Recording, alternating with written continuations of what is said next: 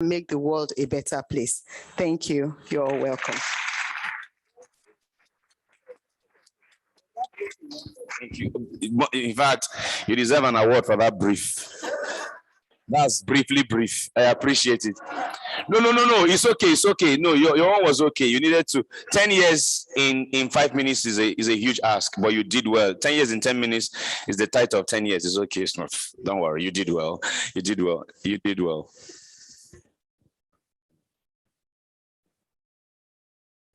Okay.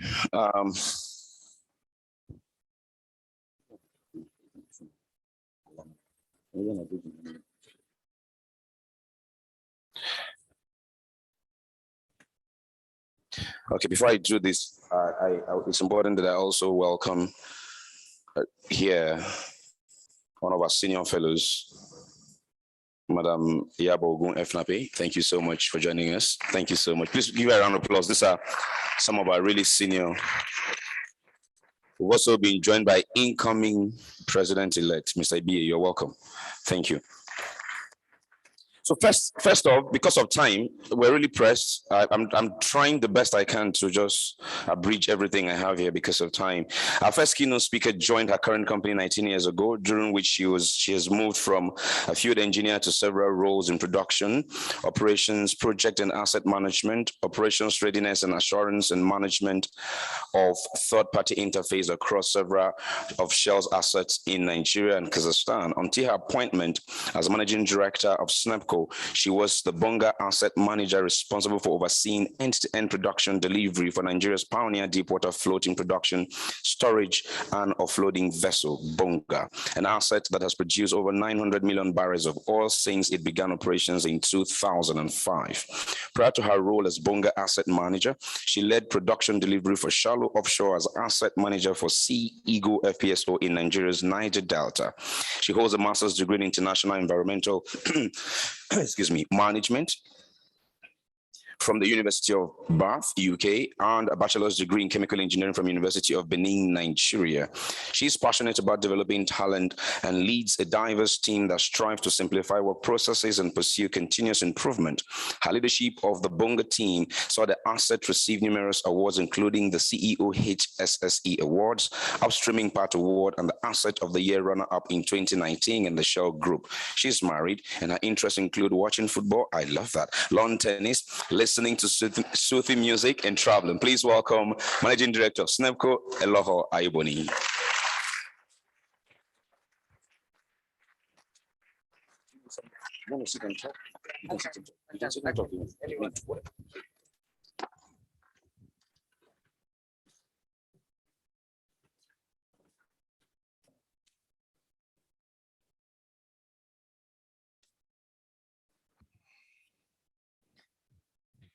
Good evening, everyone. Let me check that you can hear me. Okay, great, thank you. Congratulations, WiGE. 10 years, that's awesome. And let me thank you for having me here today with you.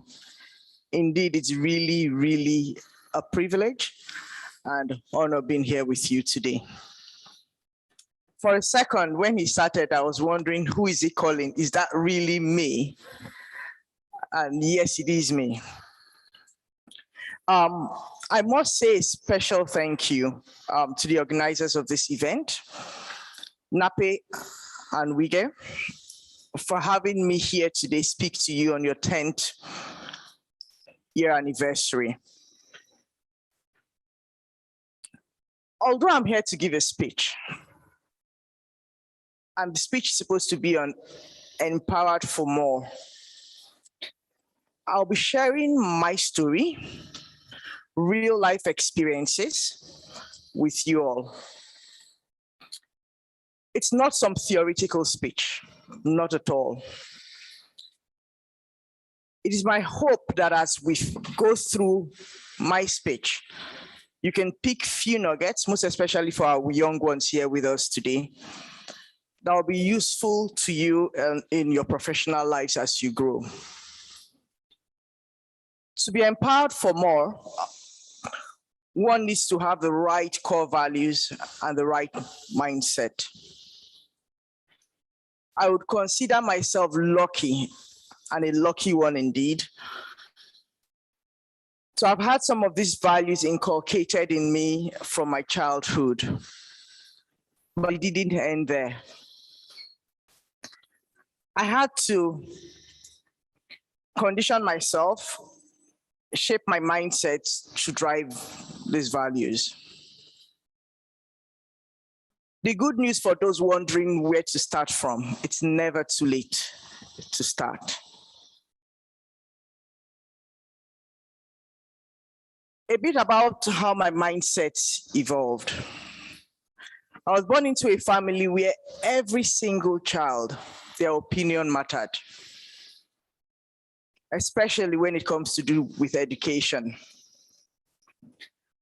My father allowed all his children, every one of us, and guess what? We're all girls. 6 of us, indeed. He allowed every single one of us hold and express our own views. Our opinions were valued. He listened attentively and always asked probing questions without being magisterial, and all of which helped us in shaping our thinking. All 6 of us felt very valued. We grew up being very, very confident without being insolent, of course. And we became very creative. I do remember when I had to make a career choice a couple of years back. And I also had to choose some of my subjects. I made them on my own. And then I informed my dad when I got home, and he was fine with the choice I had made. A family friend was there with him when I passed the information to him. And he really, really struggled to understand why my father wouldn't compel me to read medicine. And my dad was very clear when he responded to him. He said, my children will decide what they want to be in life, and my role is to support them. It's their choice. Just imagine how that made me feel, standing there and hearing that. I was really feeling cool with myself. I stand here today. It's amazing how much I still kept this letter. With this letter from my father in 1989, one of my priceless possessions. And in that letter, prior to that, I'd written to him, telling him about my change in subjects. Because when I started off, I actually wanted to be an accountant because I had this uncle, tall looking, good looking, and I just felt accountants were good looking. So I really wanted to be an accountant. And by the time I got to school, I changed my mind to engineering. So I had to write to inform him. In as much as he allowed us have our way, we still needed to keep daddy informed and mommy. So I wrote him, and I will share with you an extract from his letter. Your change in subject has been noted, and I hope it would not affect eventually the selection of your discipline in future. That was it. And for me, just reading that, I knew that in life I had only one objective. And that objective was to make mommy and daddy proud wherever I went to in life. And that's still my objective today. And you may wonder why. They valued my opinion. They trusted my choice and allowed me to be me. And for me, that is empowerment. Over the course of my career, I had various challenges, and I learned a few lessons on empowering myself for more that I would like to share with you today. The first step in in feeling more empowered in the corporate world is being clear on what your goals are. You've got to be absolutely clear. Your goals and your objectives. You must be intentional about them. And you must understand why you are going for those goals and objectives. And also to add, you've got to be clear on what the expectations are. Manage the expectations properly. As a young grad, I knew from day one that taking a core technical career wasn't for me at all. And that's because I knew my strength. I had great joy working with people. I also had that thing for strategic decision making and then solving problems. Just tell me something, and as you're talking, I'm already thinking about solutions. So I knew going into that core technical, it wasn't my thing. So clearly, I made it clear that my goals had to be in that direction. But one thing I ensured was that those goals stayed aligned with my organization's goal. In every single task I did, how was it contributing to the bottom line? How did it impact the bottom line? How much cash was it generating? I made sure that it stayed aligned. I asked for roles and opportunities. I didn't just sit down waiting for it to come my way. I asked for roles and opportunities that would help me develop to become a leader. I made myself available when the roles were not there, opportunities came. I made myself available to support teams. Another lesson I learned I would like to share with you on empowering oneself is about resilience and not taking no for an answer. I remembered when I just joined Shell as a young production operations trainee engineer. I had two supervisors, two male supervisors. And for me, I felt after a couple of months, I could do more. So I'd gone to ask for more. And one of the supervisors who felt because I was a woman, as far as he's concerned, when there's not much to do, just go home and help your mom at home. For me, it's normal. Okay, I will go help my mom at home. Normal. But I think what was most painful and annoying was that he was deliberately giving the men in the team additional work to do. And I said, I wasn't going to take no for an answer. So I waited for the next supervisor to come. And with him, I just told him I needed more work. And he gave me more work. And as soon as he gave me, I would finish it, I'll come back for more work. And that for me was truly inspiring. He empowered me. And guess what?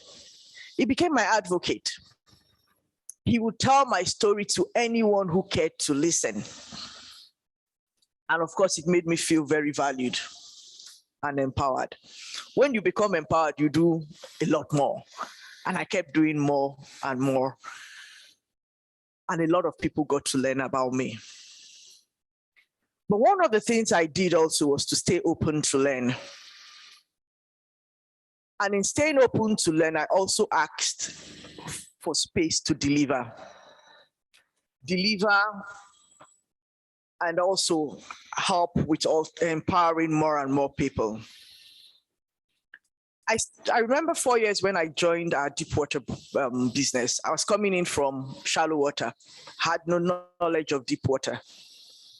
We were having problems at that point. JB, I guess you would remember, water flood. And I had no clue how that system operated. I had to rely on my team because they knew the system in and out.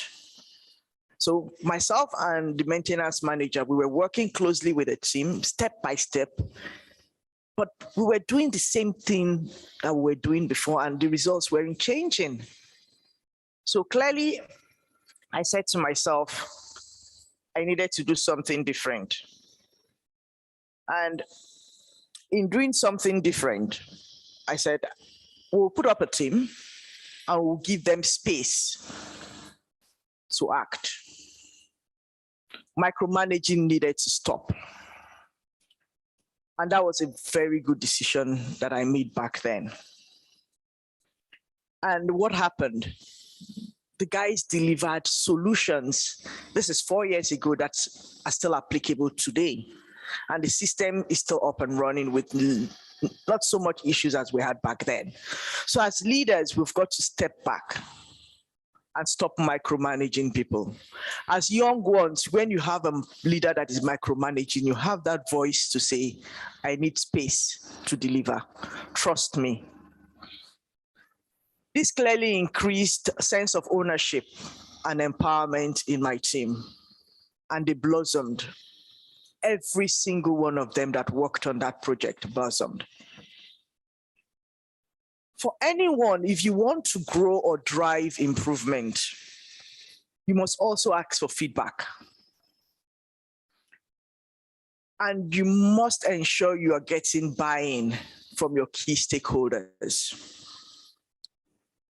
Seeking feedback from peers, from leaders, even from people that are junior to you in the organization. It's really, really, really very important, and it helps you on your growth journey. How are you open to ideas coming from others? That's a question that we must always ask ourselves. And for me, speaking to you, it resonates with me this evening. As just last year, I had another experience. COVID came, and you remember then it was China disease. We didn't think COVID was coming to Nigeria. But before we knew it, other countries started to talk about COVID. So I personally knew it was not, it was not if it will come, but when it will come. So I thought it was time to immediately start implementing things, defining what is required to be in place. For COVID to get offshore, offshore is a confined space. It's not something you want to deal with there. And we defined what we needed to implement. I thought I was racing with time, but the people that mattered most, I didn't check with them. I didn't co-create with them, the staff offshore. And guess what? They didn't own it. And as far as they were concerned, we were not being sensitive. So it created a lot of tension in the organization. I learned a bitter way. I was racing for time, and I thought I was doing it in the best interest of them. But they taught me a good lesson that I don't think I would ever forget. You must make sure you are carrying your stakeholders along. And you've got to co-create with the people that matter, your stakeholder. It's something that I've been preaching, but when it came to implementing it, I failed. So I learned the hard way. So we ended up spending time to co-create together. We reworked the definitions of what we call the controls we had put in place. And they own it today. We are refining, we are improving by the day and carrying them along. We must take time to seek and listen respectfully to ideas and solutions coming from others. Being open and inviting ideas from others will certainly increase empowerment in the team and for us as individuals. The world is changing fast. When I came here today, I had the paper and I said, I'm talking about the world is changing. What am I using backup for? Believe in technology. And so I'm using my phone now. The world is changing fast, and innovation is what's happening. How have we embraced it?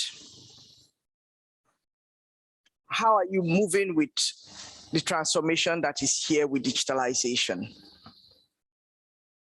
Effective innovation requires diverse thinking. And that's where we all come in as women. We bring that diverse thinking. So how are you developing yourself to embrace that innovation? How are you empowering yourself to become relevant in the next couple of years? Now let's talk about excelling in a male-dominated world. To be empowered for more as a woman in this our male-dominated industry especially, it comes with its own unique challenges. We must find a way to excel, stand out, even when it seems that the odds are stacked against you. As a woman, one of the challenges I faced in my career was when I had to go to Kazakhstan, that's somewhere close to Russia, for an international assignment. My husband worked with Shell then, and we thought the two of us could go together. But being a lawyer, it was difficult getting him a role there. So we made a decision for me to go alone. The only reason I excelled when I was in Kazakhstan was because I had the support of my husband. And I also had a very good support system. We must recognize that these are critical success factors that must be in place as women for us to succeed. Having a good support system in the office is also another critical success factor. By this, I mean women support program or women mentorship scheme. For some of us as women and young girls, we see networking and mentorship as hard work. That has to change. The men do that better than us. It needs to change. We've got to learn the skills of networking efficiently and effectively. And as a young engineer, I had several mentors. Some of them were female. Because they've been in the male-dominated world, they clearly knew how to work around it. They knew the challenges of a young engineer, and of course, as a young woman working in an oil and gas industry. So every time I had a challenge and I needed a second opinion, I ran to them. Back then, we didn't have women's support group. They didn't exist. So today, as I sit down looking at all of us here, I am super proud of women that ensure that the support group works. If you are one of those women, please give yourself a resounding applause. And that's honestly why I love this quote. Behind every successful woman is a tribe of other successful women who have got her back. As I walked in here today, I saw some of my female colleagues and I smiled because I know they've got my back. So you must embrace that network. It will be there for you through thick and thin. On networking, you've got to learn to maintain and nurture the network. There's so much to learn across the companies. There's so much to learn across the industry. So do not limit yourself. The last point I'll make before wrapping up on being clear on what you want as a female in a male-dominated environment. Decisions will be made on your behalf. And when those decisions are made, you've got to learn to speak up. As long as they are not favorable to you, you do not have to take them. Sometimes those decisions are made because people actually feel they care for you. And as a result, you've got to make it quite clear if you do not think that's what you want to work on or that's what you want for yourself. We've got the skills, we've got the competency, we've got the capacity, we've got the capability. So what is holding us from speaking up? Irrespective of where you find yourself, be it in school, be it at work, just learn to speak up for yourself. The society needs us as female to make the change the world needs. And the world truly deserves for us to participate actively. Let's go out there to take our place, not just in our families, but in the business environment and in the society. I'll leave you with this quote from Ms. Fit. No matter where you are in life, inspire and empower women around you. Success is never reached alone. Wisdom and wealth are sweeter shared. Thank you very much for having me here today. And I do hope you've taken something from me today.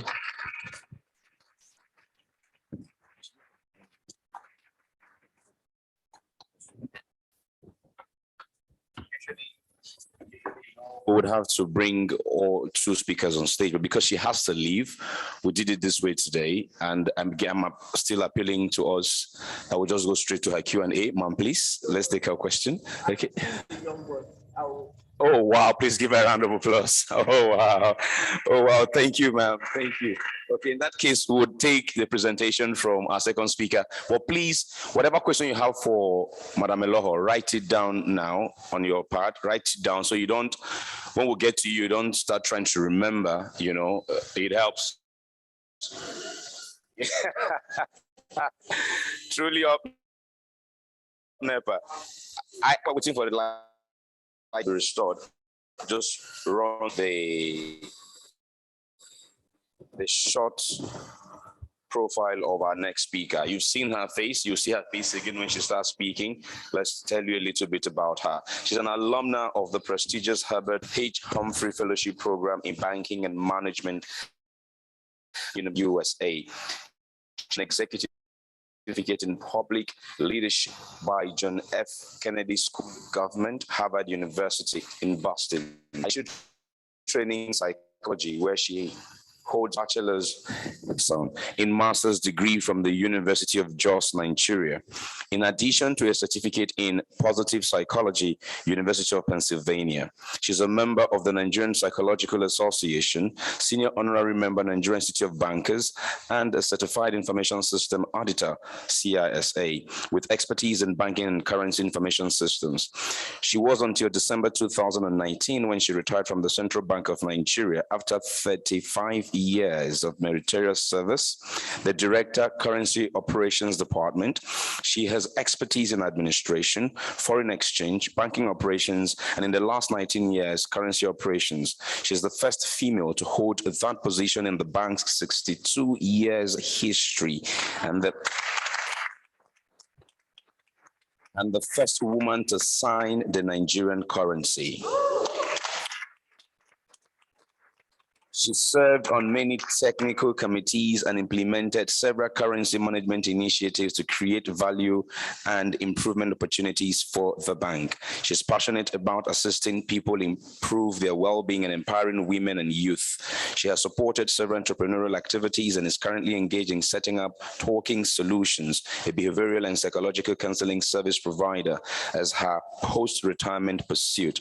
She's happily married and is blessed with 2 awesome daughters. She enjoys counseling, mentoring, listening to music, and brisk walking to keep fit.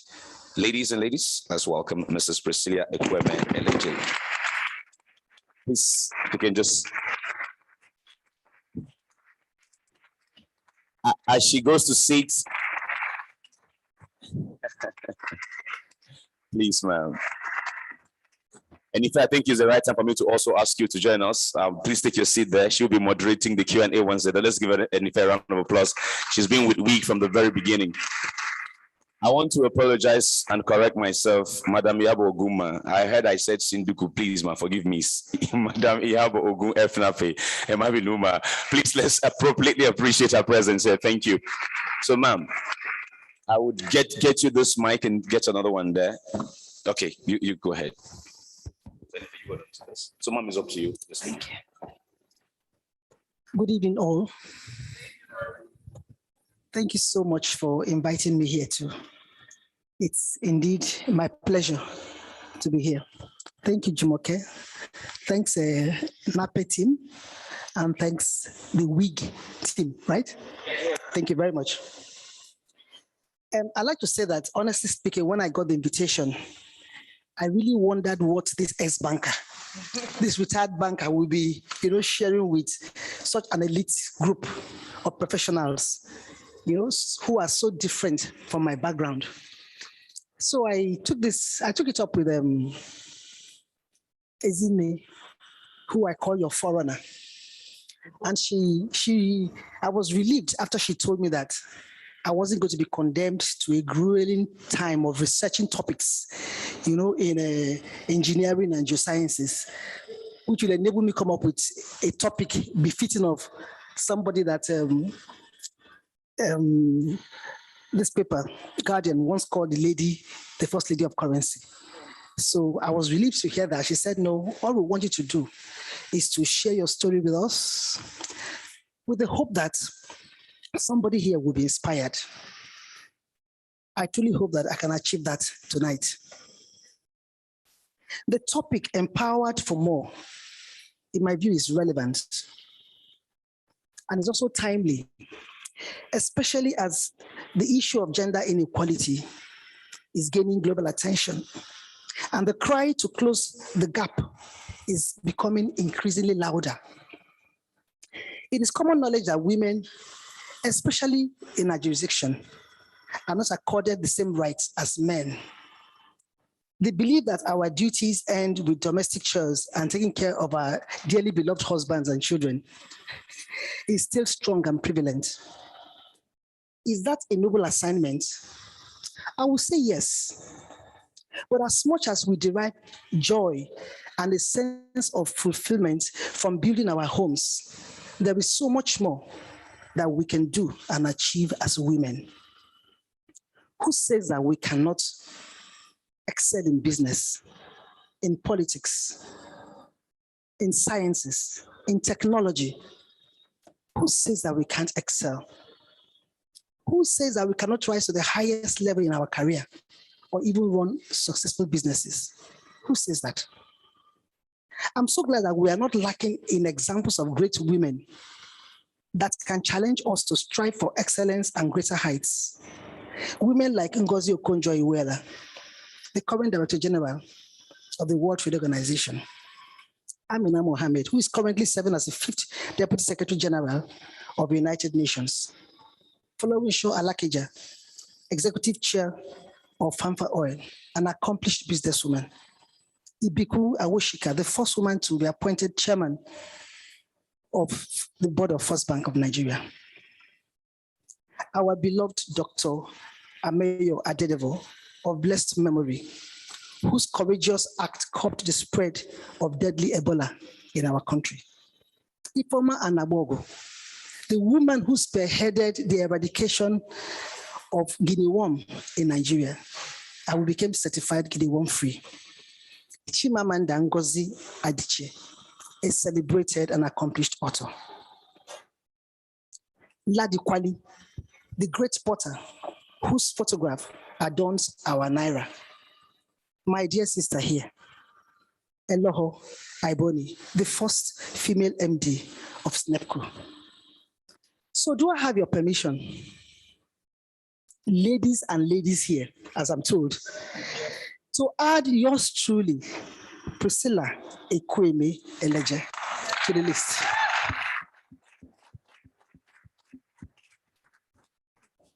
So the question is, who exactly is Priscilla Ekwueme Eleje? I didn't say Ekwere. That's the name you find on social media. It's not Ekwere, it's Ekwueme. So who is she? Ekwueme, I can tell you for free, I'm probably the only woman in Nigeria whose name is Ekwueme.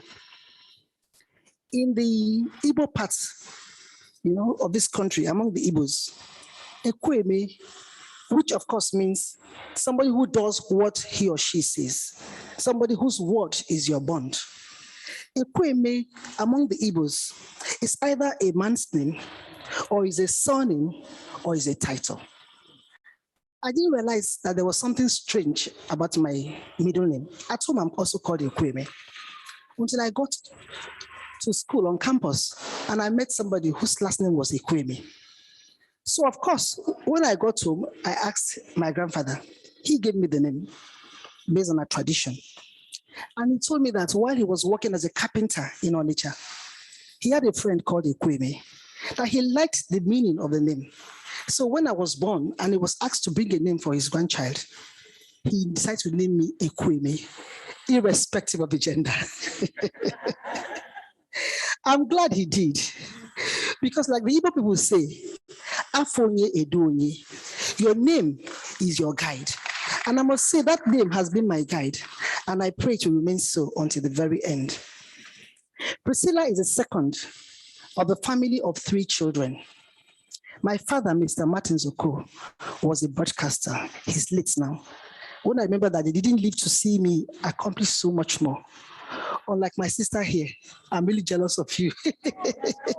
Oh, he's gone now. Oh my goodness. Okay, we're in the same category. So you see, I wish they were alive to see us accomplish all this, but we thank God that notwithstanding. My mom, Victoria Oko, was a homemaker, or what we call a housewife. She also engaged in small businesses to support her husband and the family. Growing up for me was a very happy experience. I sincerely cannot remember when the can do spirit started. That's the truth. But all I remember is that as a child, I was outspoken and I was bold. I could say anything, you know. What my Yoruba brother and sisters here will call, small child, Eledu Bonti Bonti. I could really talk, I could talk. But I'm glad that my parents gave us the opportunity to express ourselves. That's very important. Now, I'd like to give you a few examples. When it was time to go to the university, my mother was quite a protective person. She felt that Jos was too far. We were living in Lagos. But my friend had left. She had left me in high school. And I didn't want to stay. I just felt I should also be, in the university. So I had come in contact with a magazine called The Psychologist. That was what got me interested in the field of psychology. And I became intrigued with the workings of the human mind. And I told myself I would like to be a psychologist. I loved Sigmund Freud and all that he spoke about then. So I went. I didn't have my exam number because my mother had kept my exam number. I got exiled from school. I found my way to the center somewhere at Obani Kuroso. And I told them I was a candidate without a number. I met a couple of other children there. They gathered us together and they allowed us to sit for the exam.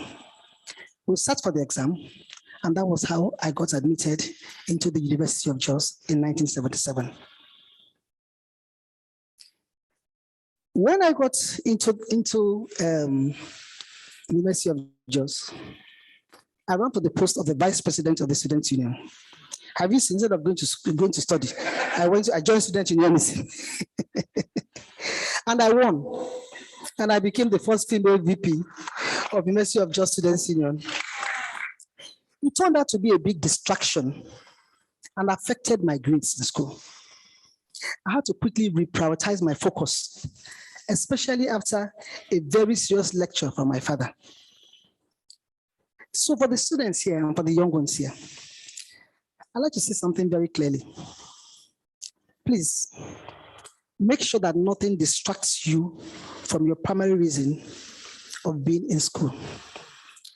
And for the rest of us, whatever our goal may be, let's be careful about distractions. I'm not saying that student unionism wasn't good.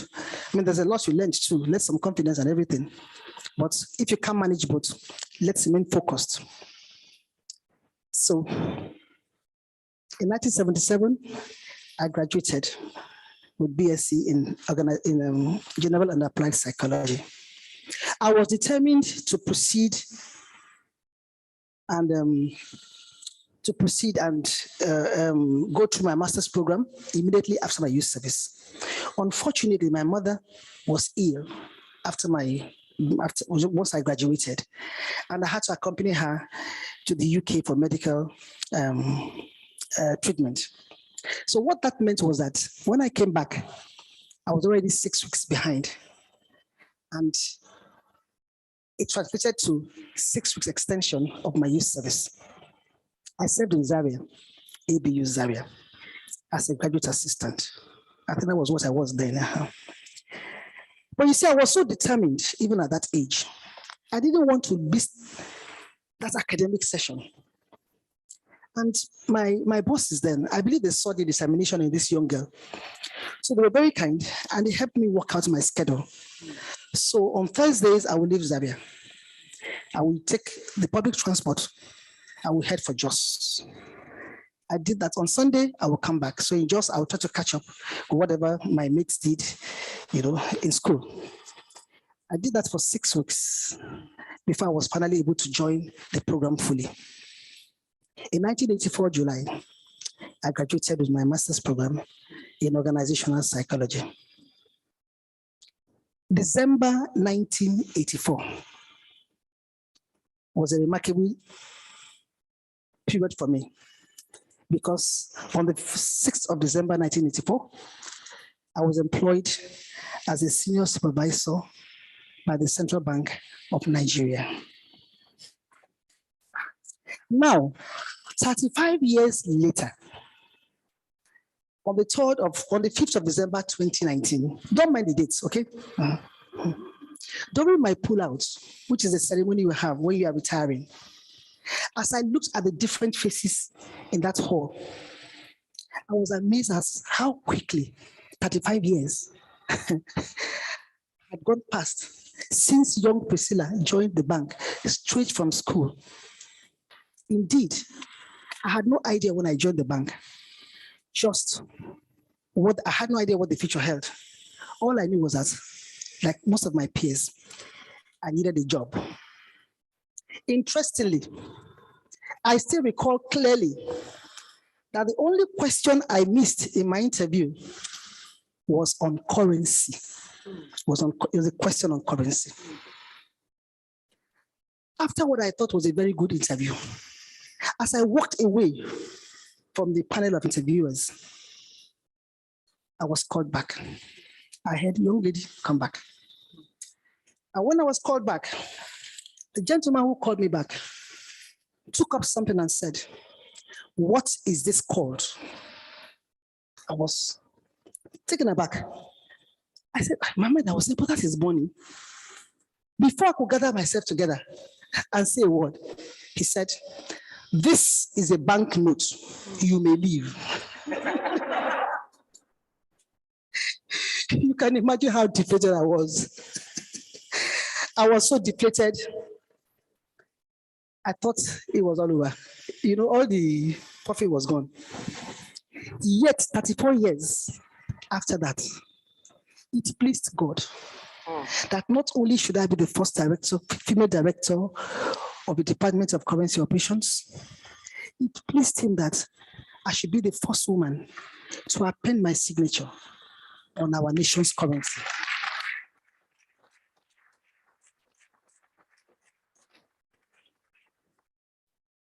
These same banknotes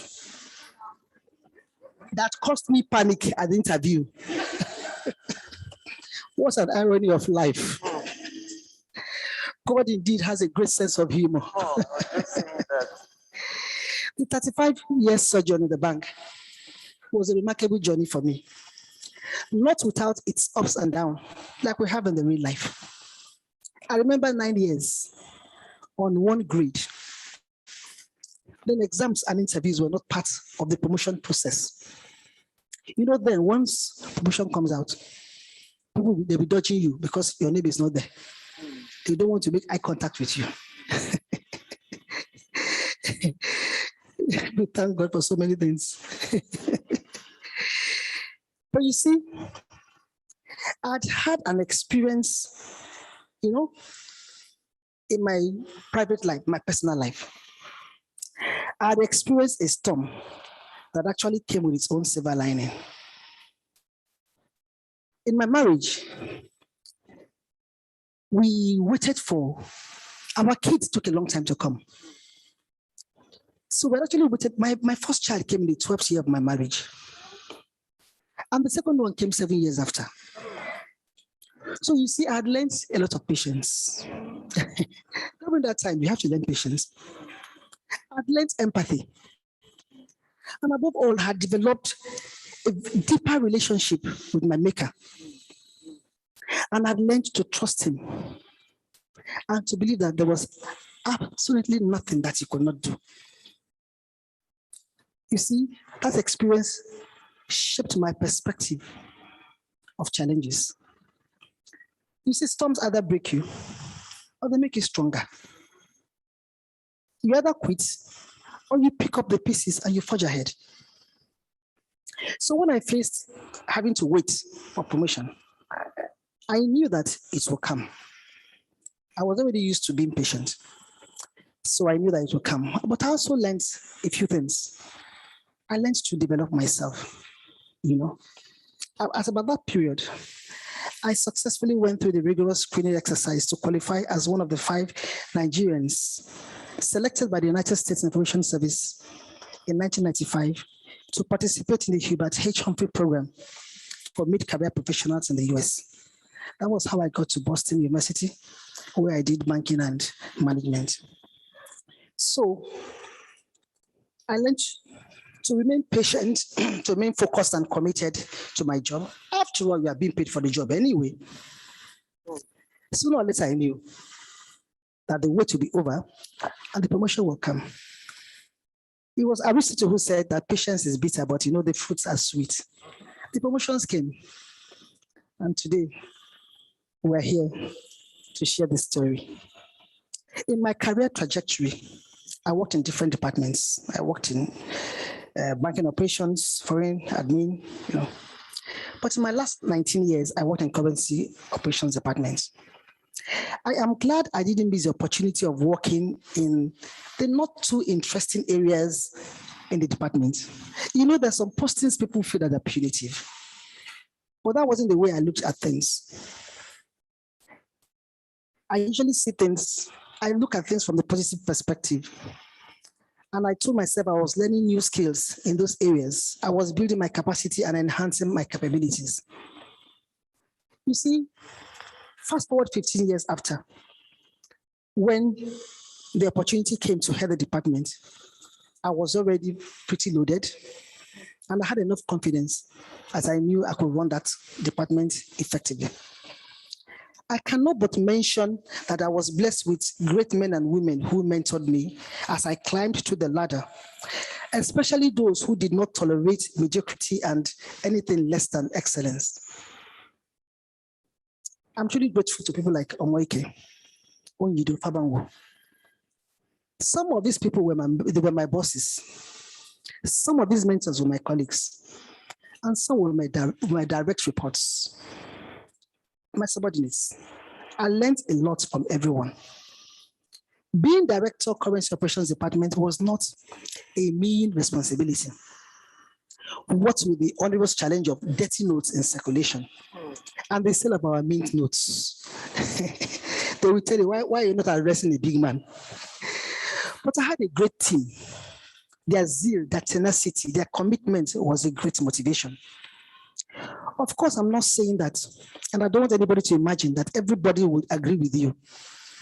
But you must always remember that as the leader, you are accountable for the success or failure of your department. I admit that I pushed my team, my security family, so hard. I'm sure that when I said, I'm sure that when I left, people were happy. We had our fights, just like in our natural families. But it was all in our collective quest to make a modest impact in managing our Naira through its entire value chain. To a very large extent, I enjoyed the support of most of my male colleagues. You see, when your male colleagues know that you know your onions, even if they don't like you, they will have to cope with you. So for me, I would say that for a woman, in a male-dominated environment, please strive for excellence at all times and remain focused on your goals. I must say that in the Central Bank of Nigeria, we were privileged to have a management team that rewarded individual excellence and competence and encouraged female participation and gender equality. I'm thankful to the management for trusting my capacity to effectively head the team by confirming my appointment as a director in 2018. In the year of my promotion, we had another first, just to show you that the bank was quite, they were walking their talk to. We had Alice Karawo. She was the first female director of corporate secretariat. Now we have other female directors in the bank. We have females heading IT, heading financial market, trade and exchange departments. Of course, we had Tokumo Martins, who was the first female director of banking supervision in Nigeria. CBN is setting the pace, and I'm so excited to see the banks following suit. I believe that a woman should have a voice in her home and society. I do in mine, and I advocate same for others. I'm not a boss. I'm not the boss in my home, and I'm not aspiring to be one. I enjoy being the woman in the home, but all I ask is that I'm allowed to have my voice, and I thank God that I have a voice. I have a supportive family. They are my greatest cheerleaders, and that has had a positive impact on my success and on my career. My daughter, I remember the day of my interview while I was waiting to be called in. She called me from school just to pray for me and to wish me well. And to let me know that, say, Mommy, don't worry, I know you can make it. And something surprised me, my younger daughter. I got a phone call from her friend's mom, Ajia. She called me. She said, Madam, I hear you are going for interview. Don't worry, God will help you. I said, oh my God, everybody knows I'm going for interview. Well, so in the home, we've tried to ingrain the same can-do spirit in the girls. That you need to work hard and you need to trust God. I'm not saying that I got it right all the time. I actually opted to retire from the bank in the year 2005. It was interesting listening to you because I was transferred to Abuja and I didn't want to go. I felt it would affect my family and my responsibilities in the home. I had a baby who was under 2 then. I had no help and I was apprehensive about leaving my comfort zone. I'm grateful for my mother-in-law who encouraged me. I'm grateful for my husband who encouraged me. And I'm grateful to the 2 women who counseled me, my 2 colleagues, against throwing in the towel then. They encouraged me that I could surmount all my fears and anxieties about the movements. And I did. If I had retired then, I wouldn't have been here today in front of you all. I took my kids to school. I enjoyed the time I spent with them. I never allowed the driver to take my kids alone when I couldn't do that. I cherished my leave, my vacation. I enjoyed my 6 weeks, but when it became a luxury, I made the most of the 2 weeks we had together. And I kept in touch with family and friends as much as I could. As I wrap up, I would like to say that reshaping history and doing the extraordinary takes effort. It takes patience. It takes commitment to excellence. It takes focus on your goals, strong sense of determination, positivity, and trust in God. Each woman that is represented here today, I believe, is wired for greatness. Mary Wollstonecraft, an English writer and advocate of educational and social equality for women, said, and I quote her, "I do not wish women to have power over men, but over themselves." Women should truly support.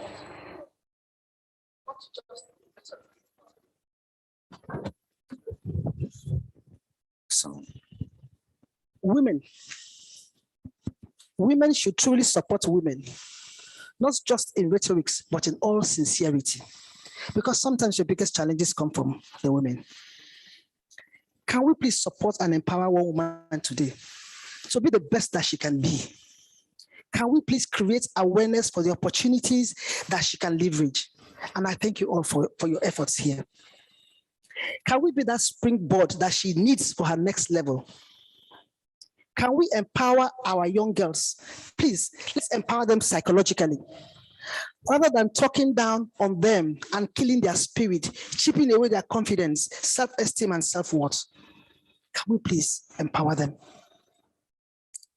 Let us empower them educationally and, if need be, financially. Remember that the next generation of women, which of course includes the young female students here and the young ones here, our daughters and who are out here, both the born and unborn, they will reap from the seeds that we sow today. I do not want to end my story without acknowledging the mercies of God, who put all things together in 2019 to make all things beautiful in his own time for me. So I'm careful to give him all the glory. Today, I celebrate every woman in this room. And I respectfully request that you please place your right hand on your chest and say these words boldly. I can be more. Can be more. I will be more. I will be more. So help me God. So help me God. Thank you so much for your kind attention. Whoa, whoa, whoa, whoa. Wow. Wow. That was full. Wow. It's nice meeting you ladies, a privilege. I don't know, did you write questions down as they spoke? This would be a good time to just, oh, you already have, just let's have the questions. I listened very hard, even though I tried to be techie. At a point I grabbed my pen. I got real and native with myself. I mean, because so much was coming out. From the candidate without a number who wrote the exams, passed it, vied for student union leadership and won. I wrote a lot. I do not wish for women to have power over men, but to have power over themselves. And it's so critical for every woman here to hear this like 10 times. Because every time you hear the story about, oh, the male counterpart, we could begin to think it's a fight between the men and us. That's not what it is. It's actually a fight between us and our psyche. So I'm quite excited about that challenge you've given us, Ma, to empower women psychologically. And that we will take home. We gay people, we will take it home, right? You said I'm not a boss in my home, and I do not aspire to be.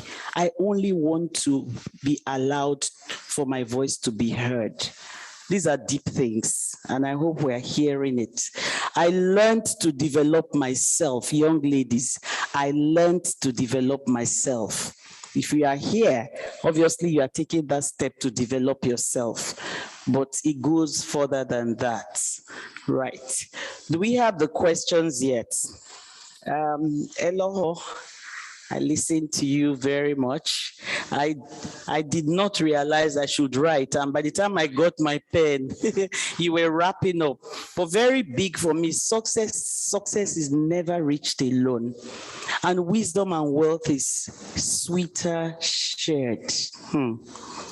You know, and you know, you talked about the fact that we should be confident about our position. Even if you're getting help and that's not your position, you should make it clear, you know, so you're not boxed into a corner. We have the skills, the capacity, the capability. You know, when you said that, I just pinched Doja and said, that's a lot of assumptions there. And that's for the young ladies here. We are assuming that we have the skills, the capacity, the capabilities. That's a challenge for all of you to know what it is to excel at your level and you know, begin to pursue it.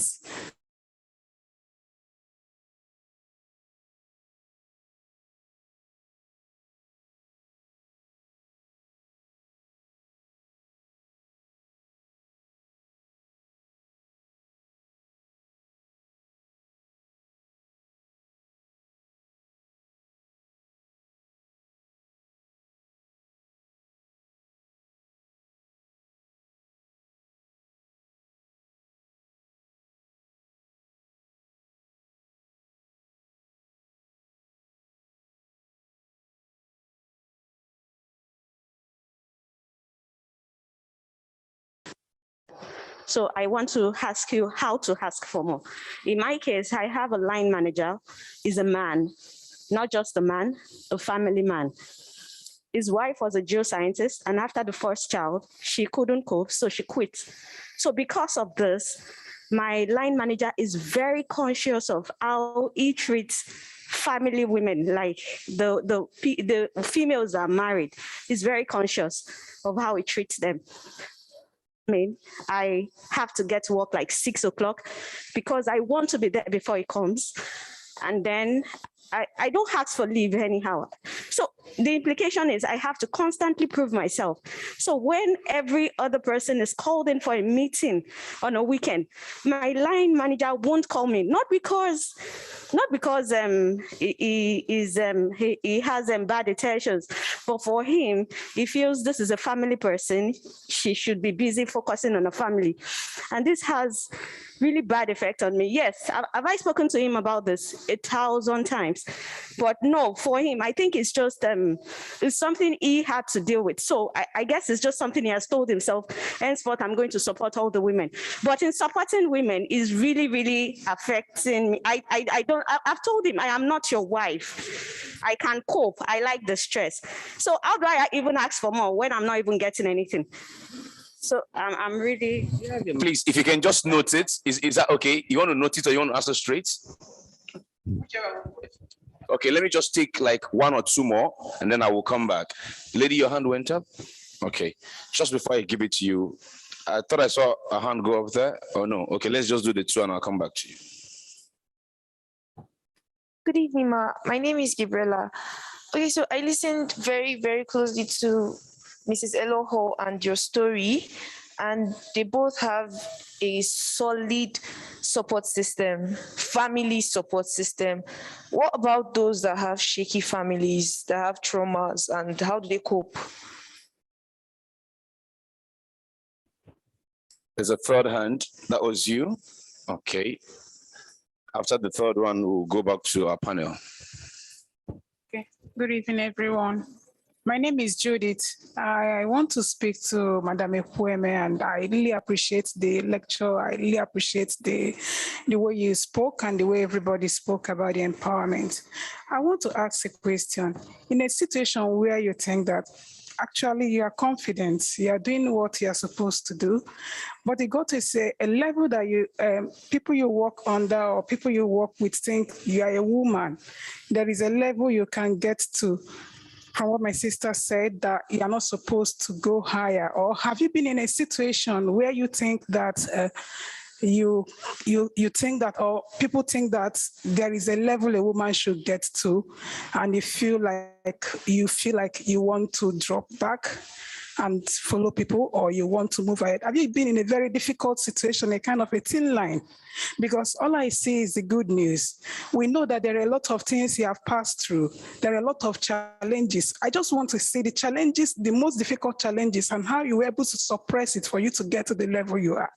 I think that's what I want to know. Thank you very much. Okay, please go ahead. Do you want to go? Thank you very much, and very, very good question. When I shared some of my points with you, if you recall, I said they do it out of love or out of caring for you. In the case of your supervisor, he has first-hand experience with his wife, but everybody cannot be his wife. And I love the fact that you have shared it with him over and over again. Please do not give up. Do not stop sharing it with him. At some point, it will sink in. But what can you do differently? If I were in that situation, I would look for someone that can also reach out to him. There must be someone in the team that is also close to, or in the company that he's also close to, that you can share with him to say, look, I need support in this area with your friend or my boss. But if you don't have anyone, you can begin to ask yourself, are there other areas where I take interest in? look for other areas that you can keep yourself fulfilled and you take interest in it. In no time, he will soon find out that, look, this one is putting attention elsewhere. I better focus and give her more to do. Please do not be discouraged. It can be painful. It can really, really be painful. Do not give up asking, and do not let him make you then lose confidence in yourself to the point that you think, you know what, because I'm married, I probably should not be pushing for my goal. Continue to forge ahead. Thank you. Do you want to take the next question? Yeah. Let's know which one you're talking to. I think okay, yeah, Yeah. yes, okay. I'll be very honest with you. It's because I also talk with other women, the women we share. And that's the beauty about women, unlike men men don't really discuss their, personal problems. It can be quite difficult if you don't have the support from home. I can tell you that, and I can only imagine that. But I will say that it would be good for the woman, because it depends on why that support is not there. It would be good to know why it's not there. She should step back and do an honest assessment of the situation at home and be sure that she's not contributing, okay, to not getting that support. I will tell you, there are a few things. I will not encourage the woman to abandon her aspirations, but if you review the family, you review your circumstance, and you are sure that you are doing your bit as a woman in the home, you are absolutely sure, because sometimes we also are too driven that we forget that we also have, the home, and the man can become uncooperative. So do the assessment and discuss it with him. Discuss it with him, okay? Sorry? Oh, I'm sorry. Okay, so it's the parents. When you have parents who are not supportive. Oh, I see.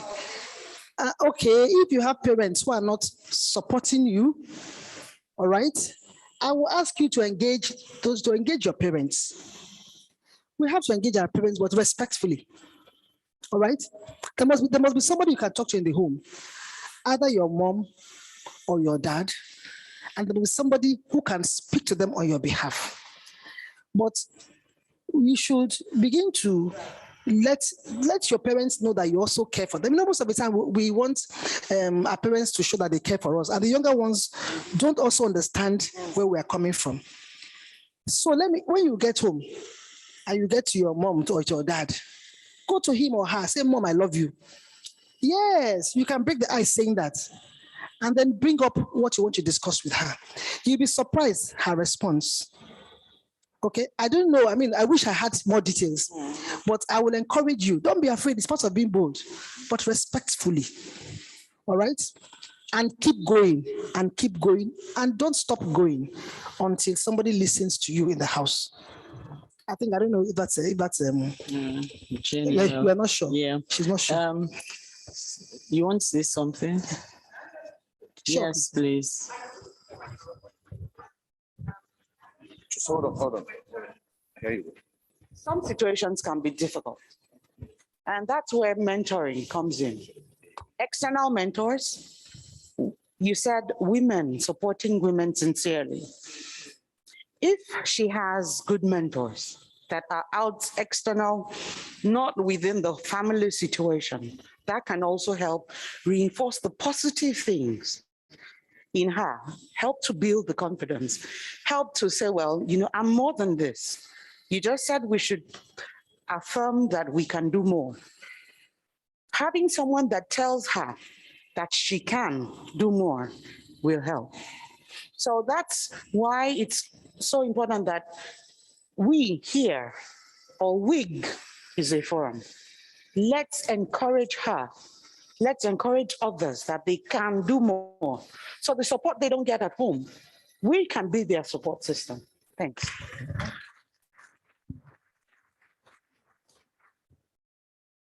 Sorry, can I also just add very quickly, in terms of not getting support, whether it's the husband or the mother or even siblings, the first thing you want to also ask yourself is, why aren't I getting support? Do we have very often, and I know it's not all every time, our parents want us to succeed and win as much as we do. Often, right? So you also want to just check this area I'm not getting support. Do we actually have the same goal and aspiration for me? So you know how parents, for instance, parents never know that you have grown up. And so they won't let you go past an hour in the evening or something. It's because they are being protective. But at that point, you need to grow up. So first of all, you need to have that appraisal properly put in place. And you know, this person is actually pursuing the same course I'm pursuing, but it's just not seen. Then that approach also, that understanding also will determine your approach, okay? But mentoring, brilliant, right? You want to speak to this one, okay?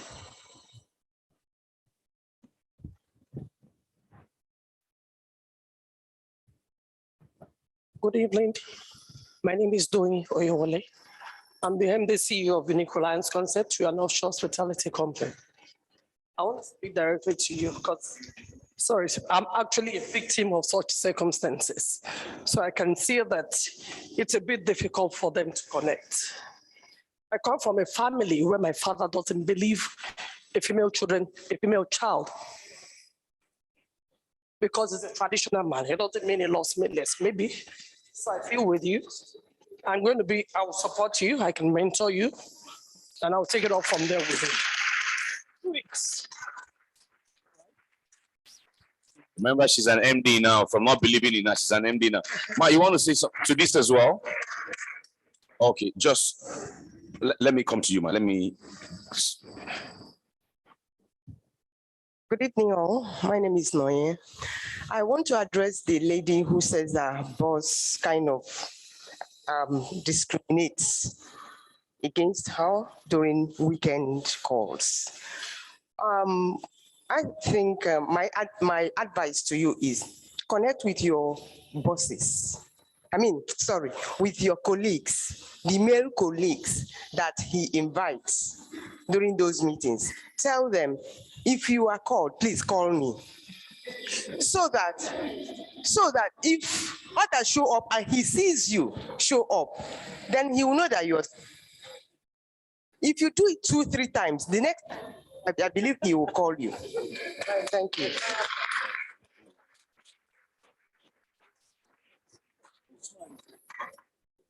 So my name is Patricia Ochogbu, and I want to address the question about lack of family support.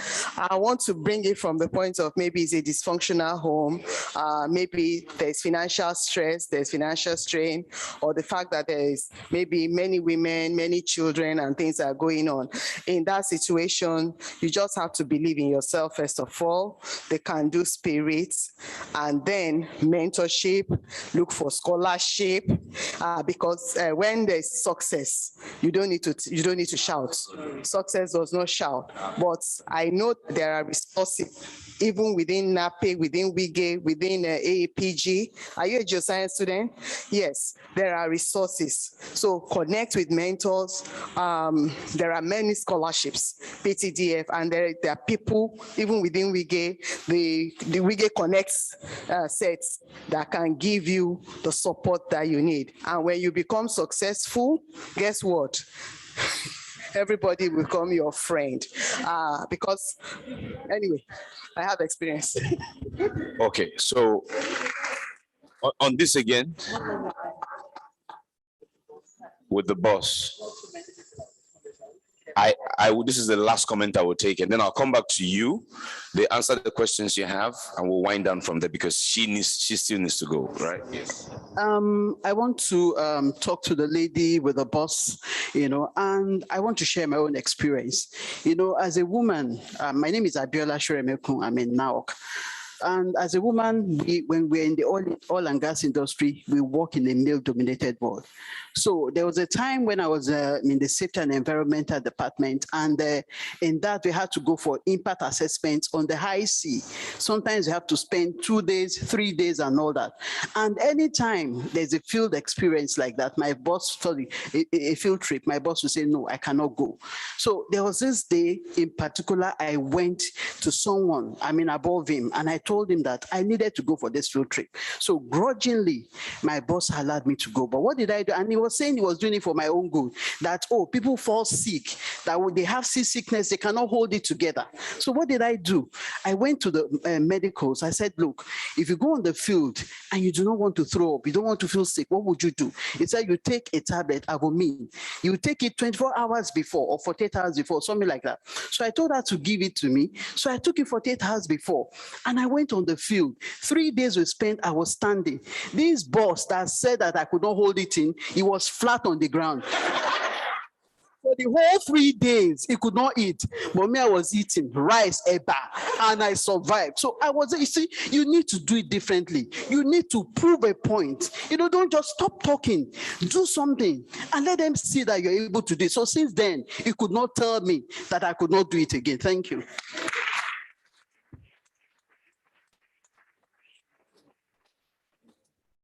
Please, we need to respect our speakers. They need to leave soon. Mrs. Elohor, this is for you. What are the basic things or attributes needed to be confident? Do you have a mic there? There you go. Yeah. The basic things or attributes needed to be confident. The first one is you've got to believe in yourself. Very, very critical. The second one is you've got to train yourself with knowledge. You must acquire the required knowledge. Because once you have that knowledge, you are confident. And then the third one, for me personally, is to be a great listener. Listen to people around you. Stay open to learn from them.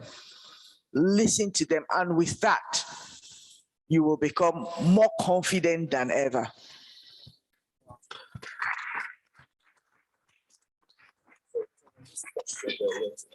Which is on how they overcame certain challenges. Yes. If you don't mind, can I take one more question?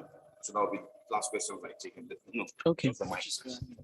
This is a NAPE EXCO member. Let's take, that's the last question we're taking. Time is fast, man.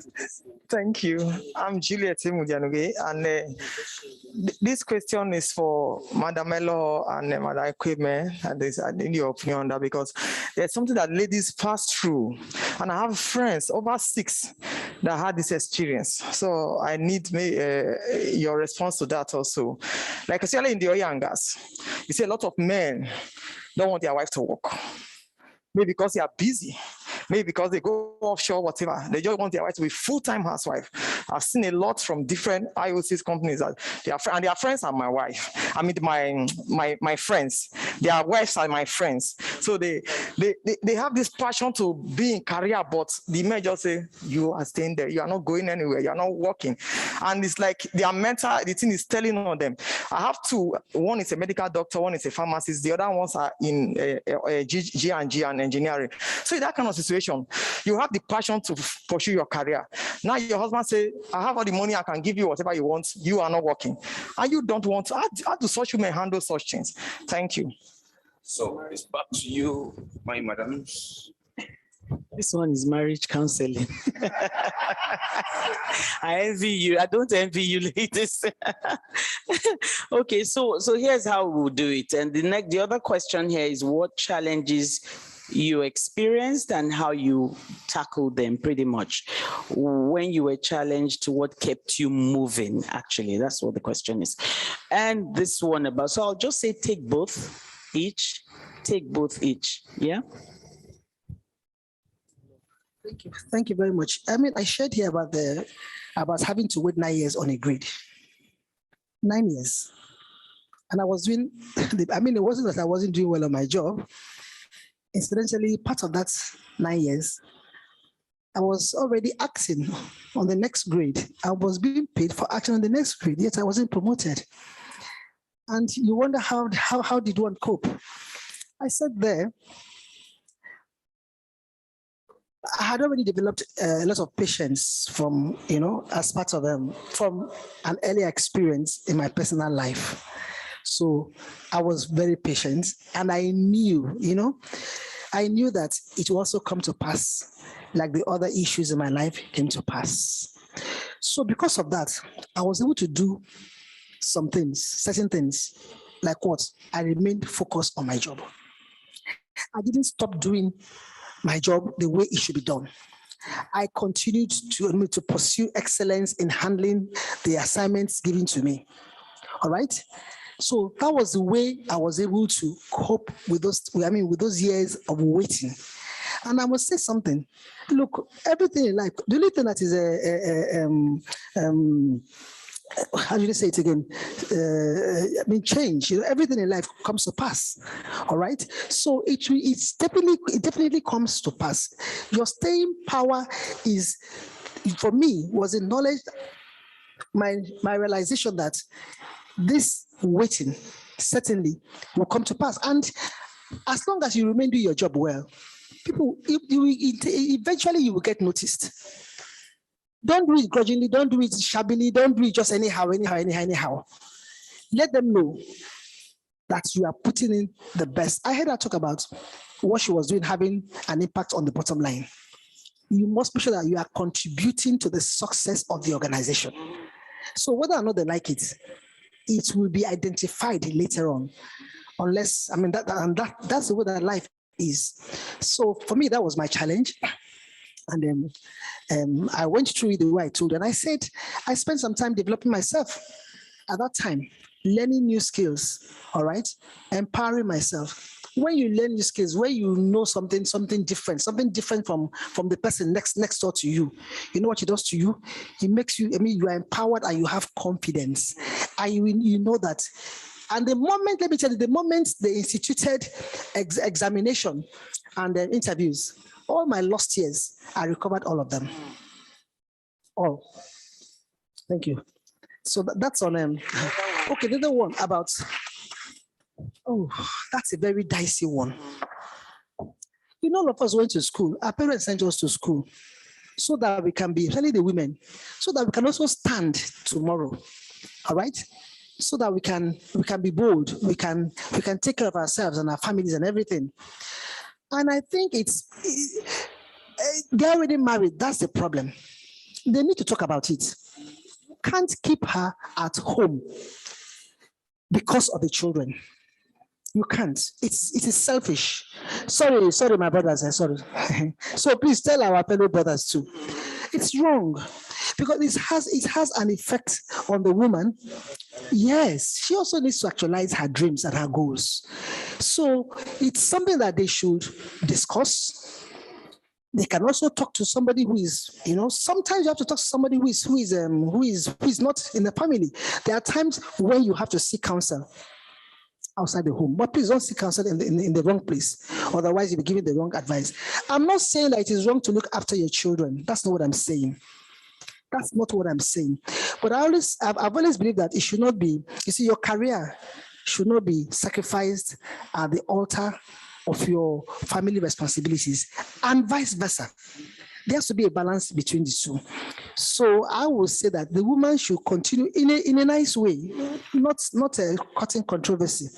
She should continue as long as the kids are a little grown. You know what I mean? Maybe you can wait for some time. Those in the Western world, they wait. And it's okay. I almost left my job on account of my kids. I said so. But people helped me. She should speak to the man and keep talking about it. She should not abandon that. Keep talking about it until you can reach a decision. I think. Thank you.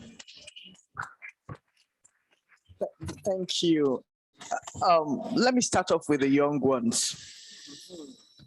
before you get married. Right. It's important to understand the person that you are dating. These signs are in most cases, you can actually pick up the signs in the early days when you're dating. If you have someone that you cannot share your future with, it's time to run with the speed of light. But if you decide that you can manage, you can't change. It's difficult. You can change yourself, but thinking you can change somebody else, it's gonna be a challenge. So please, for our young ones here, please bear that in mind. But for those that are already in marriage and it's happening, she's already said, talk about it. You talk about it to help your mental state of mind. Look for people you trust that would help you talk about it. But at the same time, you know, the world has moved. Work has changed. You can actually contribute online. Find that place online where you can still do it. You say sit at home now, no problem. With your computer, you sit at home and you do the work, provide support, write papers, write researches, keep yourself going and busy. If you go to church, there are groups that help the less privileged. You're a doctor, medical outreach. It's church activity now. Did they say don't go to church? Put your medical practice to work. If it's pharmacy, the same thing, put your medical. Even if you are an engineer and they say stay at home, even in church, you can teach people. You can impact lives. Please, for your own mental good, do not sit at home and say, they say sit at home. I will sit at home and just be complaining to myself. These days, before we used to say in Nigeria, people don't have psychological problem. We are seeing it. Please, let's take care of ourselves. And if you have people like that, let's help them. And talking about a challenge and what kept you going. I once had a boss that didn't believe that I had the capacity to deliver. I changed jobs and I got into that position newly. When I was going to resume, I went with my husband. I was to go in on Friday, but I needed to formally hand over, so I couldn't go. The person that I was to take over from, his wife needed him at home, so he left on Thursday. So Friday, there was nobody there. So my husband said, I'll take you to work that Saturday. So he drove me to the field. And as we got into the field, we left the house pretty early. Reports should go out at 6 o'clock. We left, I believe, about 5:30. We were there a few minutes to 6. Immediately, I jumped on the computer. I started preparing the report. He saw my husband and said he wanted to talk to my husband. And my husband went in. As my husband came out, he said, I'm going, come and see me off. So as I was seeing him off, he said, beware of that guy. He doesn't have your interest at heart. I said, what did he say to you? He refused to tell me till today what he said to him. But immediately I knew that I was in trouble. So what did I do? I immediately looked at places where they had loopholes. They were my strength areas. I started doing the work. And before you knew it, things started turning around. He didn't understand how I was doing it. I was giving the glory to my other male colleague. I didn't answer him. When I went on time off, they got hooked. They had to look for me to go to the office to solve the problem for them.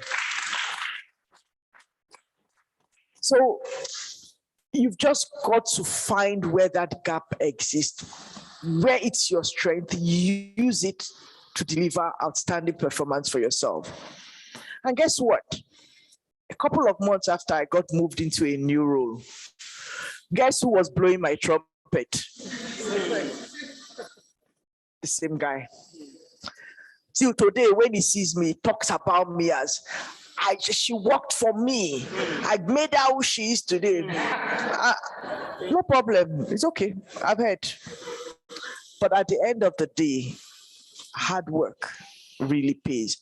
Understanding your strength and where you add value, it's really very, very important.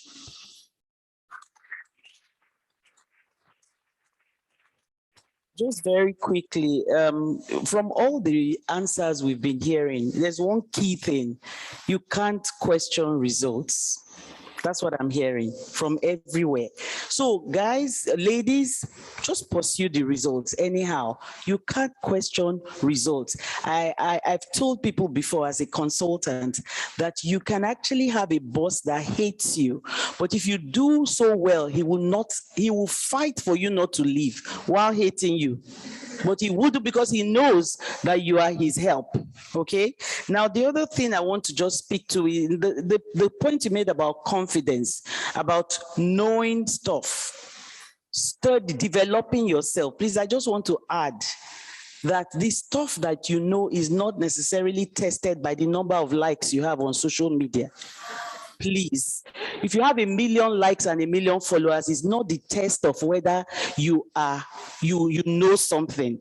So be very careful. It's an illusion which we also need to work against.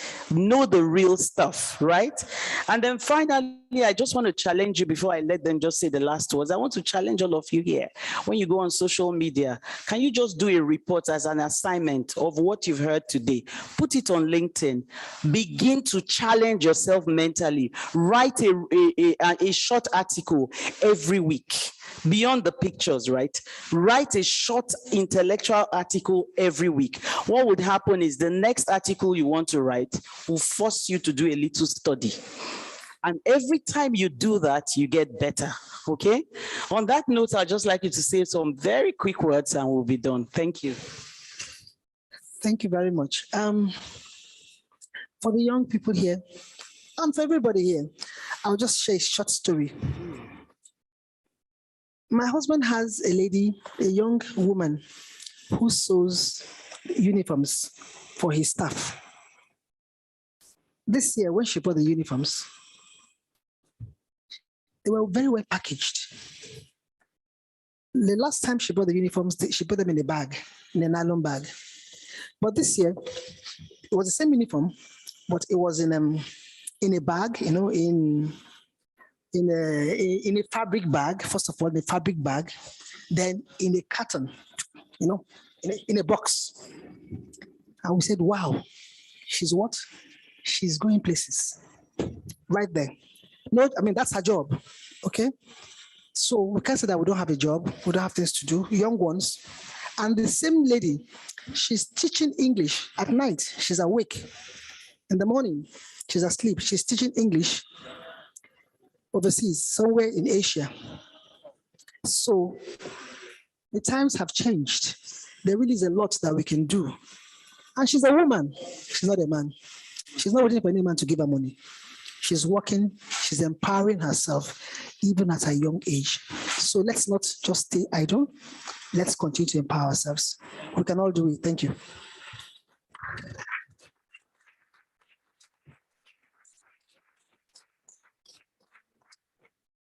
I love the theme, empowered for more.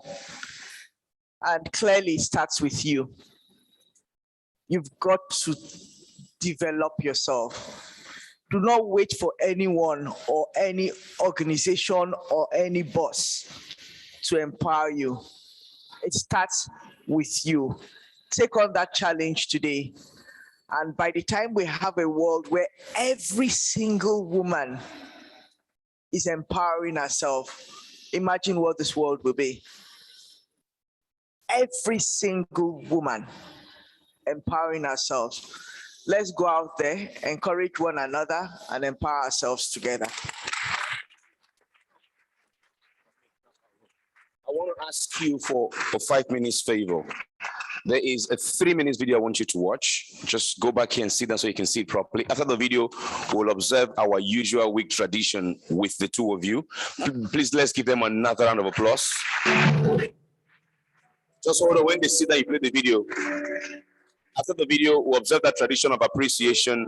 Then the committee will join the two of you to cut the cake. That's it, and we're done. The video, please, just 3 minutes plus. Can we have the video now?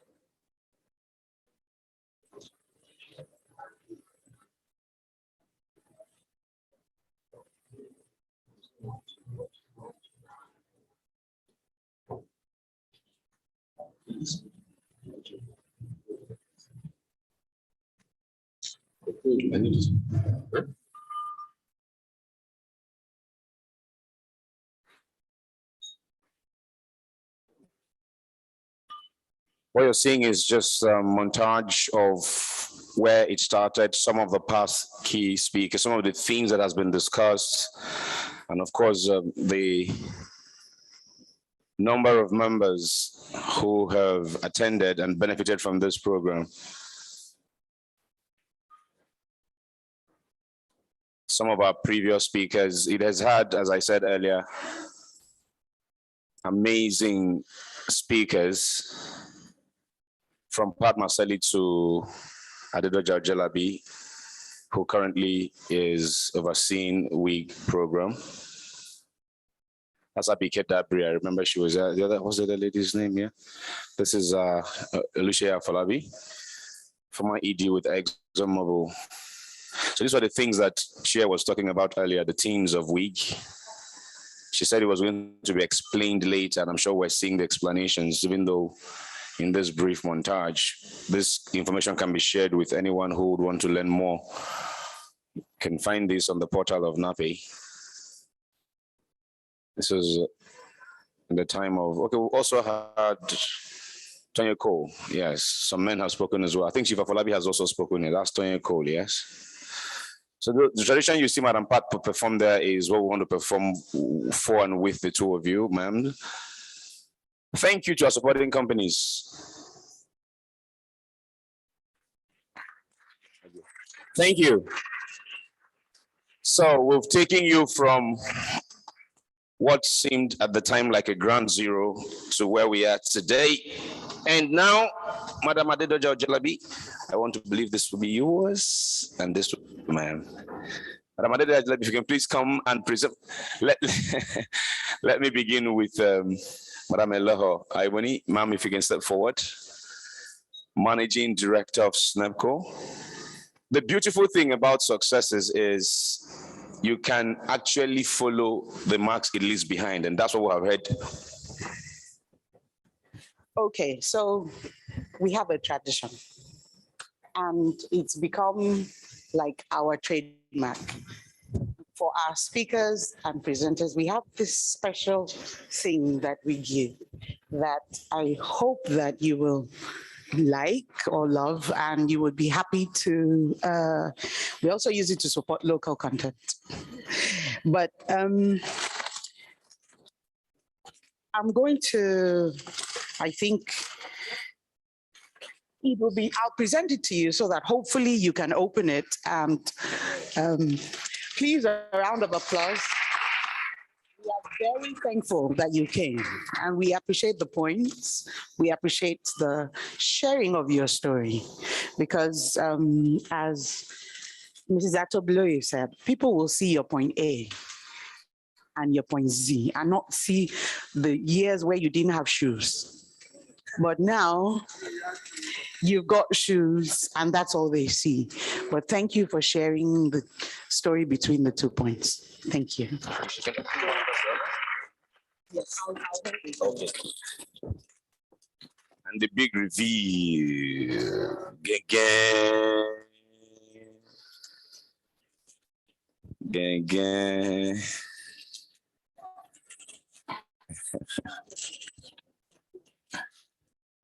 Wow. You spoil it in two. I will not spoil. I won't even try it.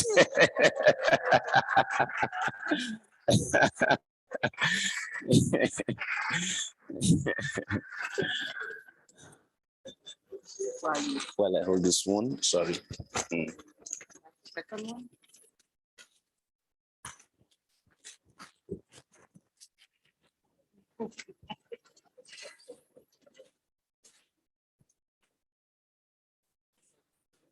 Awesome.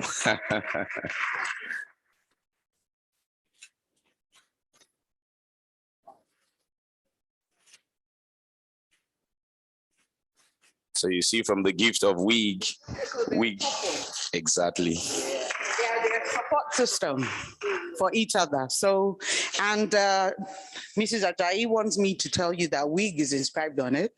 So you remember, every time you see this, you remember WiGE. And thank you, Jumoke. Please.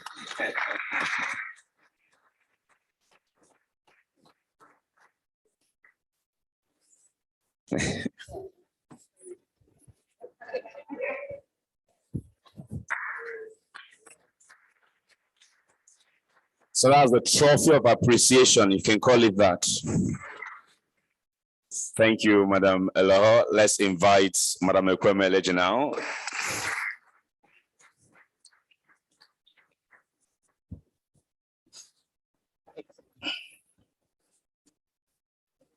Oh, Madam Elohor, just hold on, please. There's also this for you.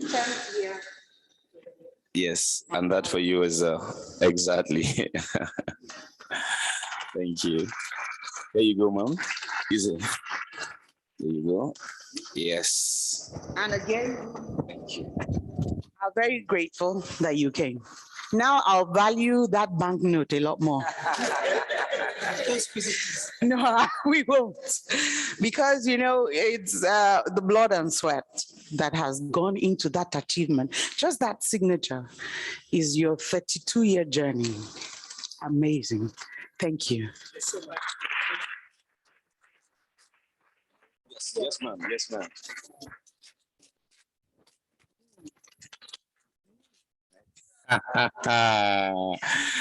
Beautiful.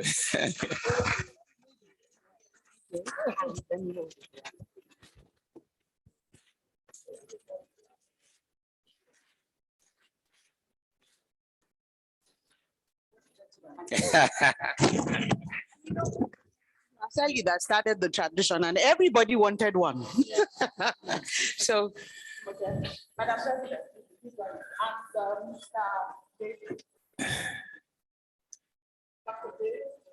Dr. Edet. I also need to give her this. You remember? Yes. I was giving her this. And this is and from FNAPE as well. Thank you. Let me hold this one for you. Yes.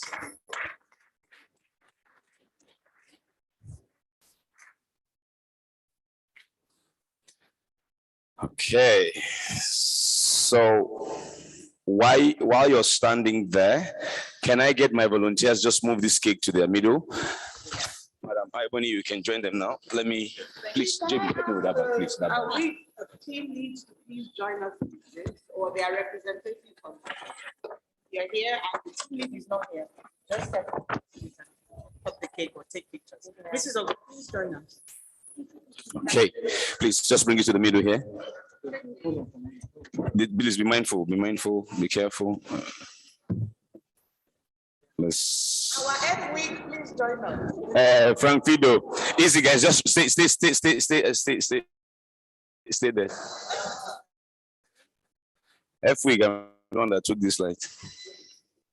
Okay, we're back.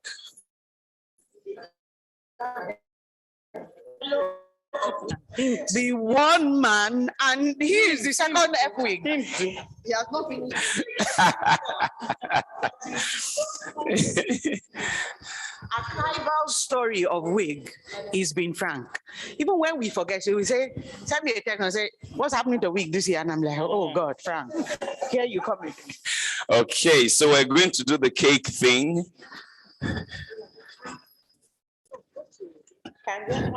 Yes, please. That is needed.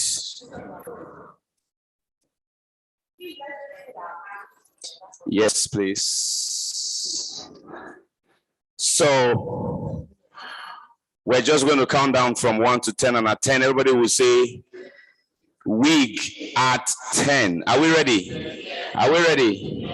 Okay, so let's do it 1 to 10. 1, 2, 3, 6, 7, 8, 9, 9.5, 10. WiGE at 10.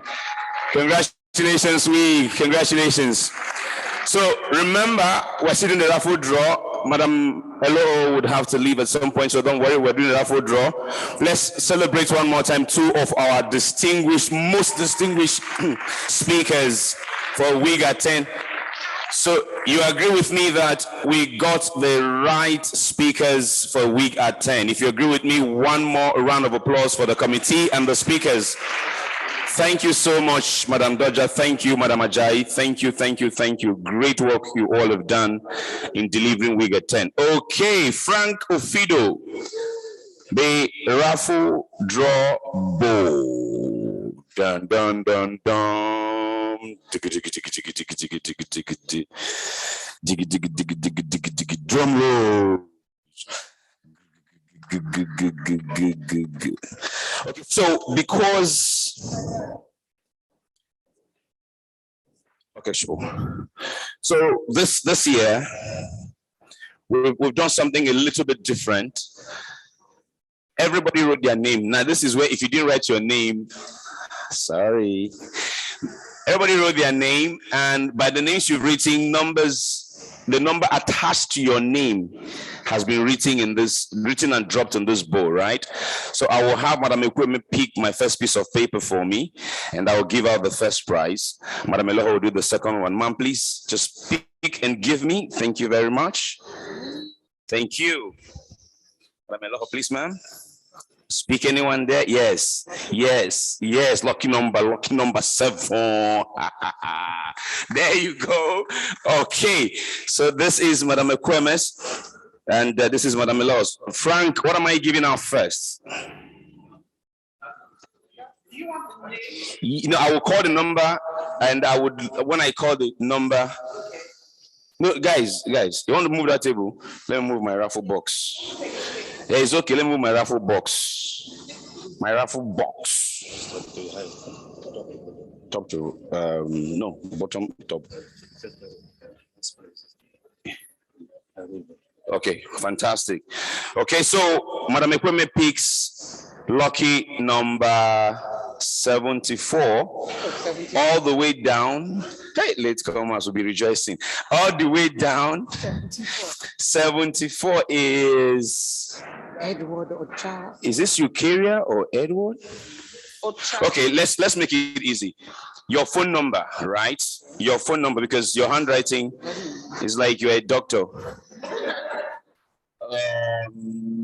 Phone number is your phone number is 0809 945. No, wait, maybe we want to give this person money. Let's not call the phone number, so they don't be asking the person for let's not where did we stop? 0809, and then your last 4 digits is 6042. The first letter of your email address is E. Okay, yeah, the doctor, come and tell us your name first. Come now.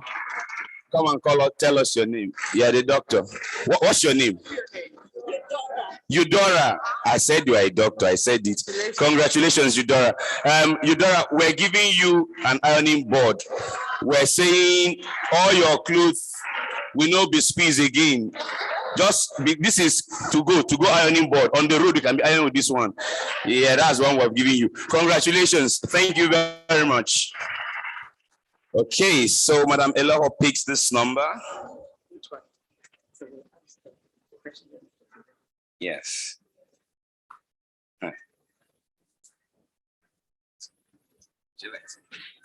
Okay, Madam Elohor picks lucky number 19, and that goes to you, who is Dada Abiodun.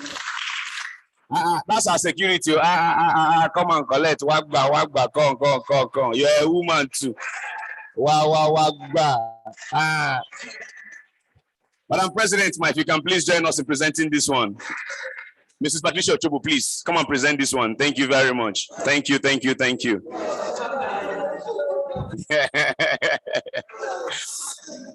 So, our highly esteemed senior fellow here, Madam Yaboguma, if you can pick the next one for me, please. Just speak and give me one. There you go. Thank you, Mama. Thank you. And she picks lucky number 29. And you are Okon blessing A. What is Okon winning? Wait, what did I get? Security. I said you should be drinking tea, Abi. Please drink tea. Hamatan, they call Hamatan. Drink plenty tea. Yeah. Okay, blessing. We're giving you. Is this a pressure? Oh, wow. Blessing, you like rice. I can see. Mr. Ogun, please present this one for us. You like rice. Blessing, you like rice. So, okay, what they use it to cook? Meat, beans. They need to cook teas. Okay, Madam President, please, help me this time pick.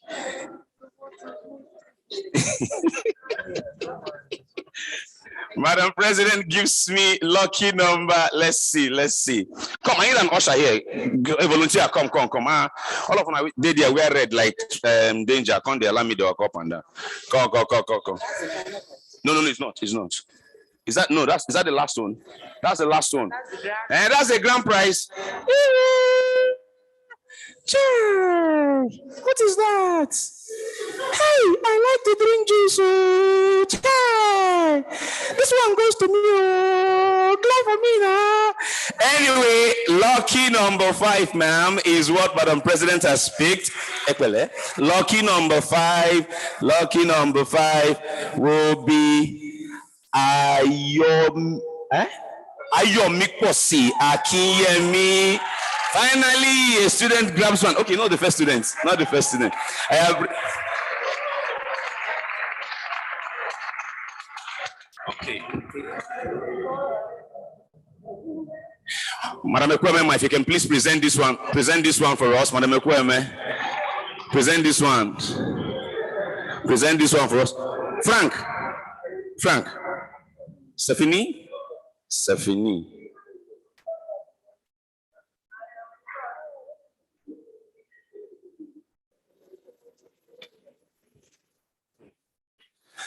Okay. Okay, so please, I like hi, what do I like again, sir? I don't even remember. Watermelon, banana, pawpaw, and then after some time you can do tiger nut. I go come. Anyways, so real quick before we close, the people who emerged the finalists for the WiGE logo contest, can you just step forward for a quick group photograph with the committee of WiGE, real quick? Okay, you're one of them. You are the Iwani Goni. We're not explaining your family. You are the winner, shush. It is well. Okay, so what really happened here is when we got to her 10th birthday, as we celebrated today, the committee in her wisdom decided that they needed a change in the logo and called for, what do they call it again? I beg your pardon, not changing logo, forgive me. A 10th year logo, like we did at NAPE at 45. At NAPE at 45, we had a logo to celebrate, not changing logo, it's to celebrate the 10th anniversary. And then a commemorative logo. That's why you are the president. That's what I've been looking for since, can you imagine? A commemorative logo to celebrate what you've just witnessed today. And we got entries from different people. I think ended up with about 5 or 6 entries. And she emerged the winner.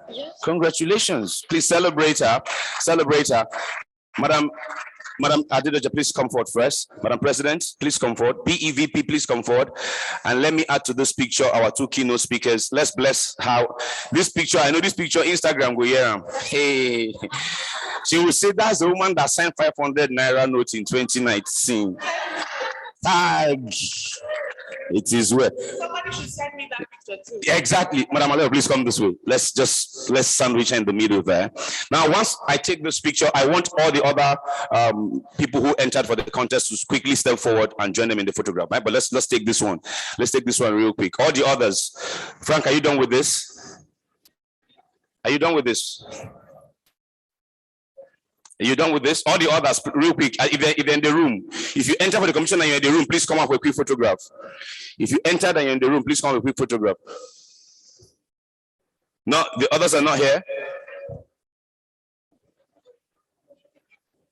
They're not here. Okay, they're not here. Thank you very much. You're here. Please go now. I say, if you entered for the competition, if you entered, the effort you made is commendable. That's what we're saying. Get in the picture. Please go ahead. Get in the picture. Give her a round of applause, please. Give her a round of applause. Well done. You're all winners. You are all winners. You're all winners. Frank, are you done with that? You're done with that? Thank you very much. And now for the vote of thanks, Madam Olajumoke Ajayi, MD of Ashrami Energy, and one of the big promoters of WiGE in NAPE. Can we give her a resounding applause? Before Jumoke says the vote of thanks, please join me in giving Jumoke a round of applause for putting this together.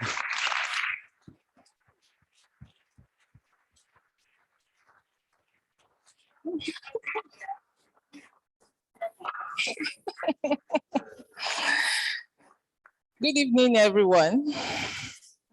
WiGE program is always, the hall is always full. Sometimes we have up to like 400 participants, but for COVID-19, you know, we can't have everyone here. Thank you for making it this evening. And most especially, I say very big thank you to our two speakers. It was as if both of them saw, I don't know if you observed that, their stories are just alike. And what that shows is that if you want to be successful in anything you do, the process is very clear. You must have a goal. Everything they said, you see, when both of them spoke, I jotted some things down and, you know, they were just similar.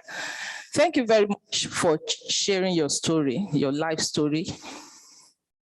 It must have touched many people here tonight. And I'm sure that there will be some people here who had lost hope in themselves that will think otherwise this evening.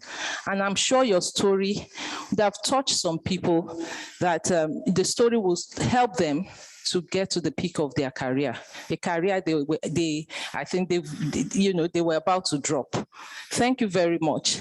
And I pray that the position God has put you in, it won't be the limit for you. You will go higher. And people here also, you will hear wonderful stories from everyone here.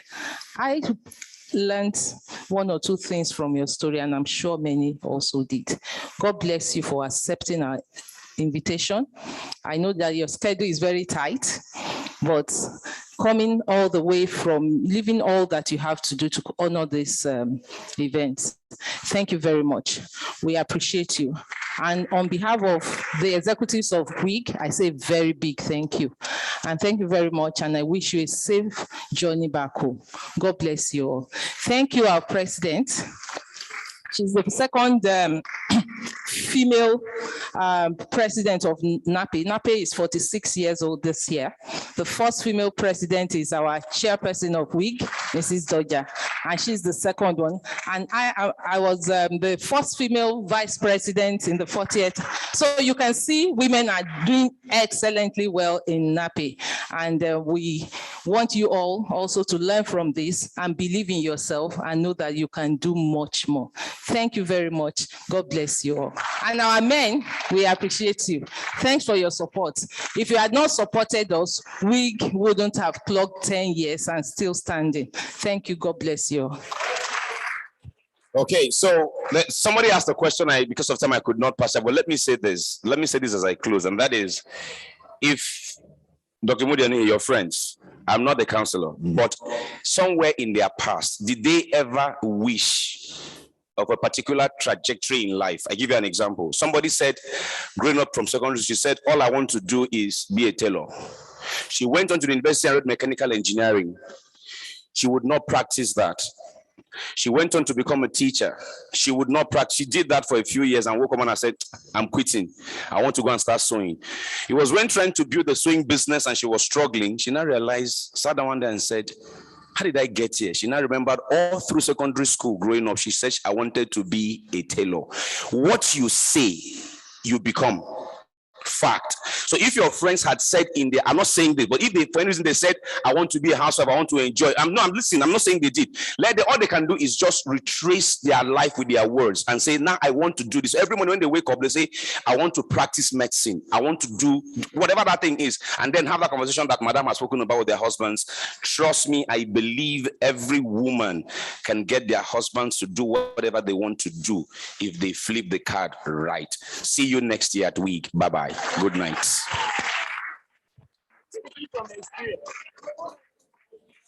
We have small chops at the back here. We have small chop and cake at the back. So, and drinks, feel free and enjoy that. And we'll see you next year at WiGE. Thank you all very much.